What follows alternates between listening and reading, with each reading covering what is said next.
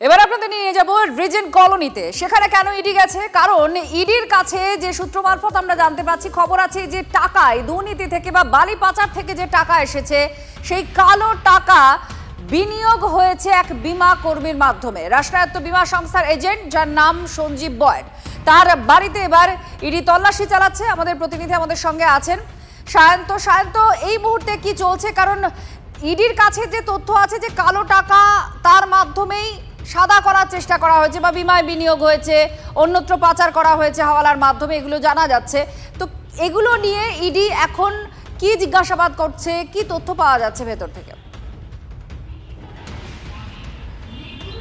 দেখো, 5 ঘন্টা অতিক্রান্ত এবং এখনও কিন্তু চলছে। আমি গৌরবকে ছবিটা দেখাতে বলবো যে বাইরে ওরা সঞ্জীব বয়েড, যিনি একটি রাষ্ট্রীয় বীমা সংস্থার এজেন্ট, তার বাড়িতে সিআরপিএফ রয়েছে এবং সকাল 6টা নাগাদ ইডি তদন্তকারী আধিকারিকরা তারা আসেন এই বাড়িতে।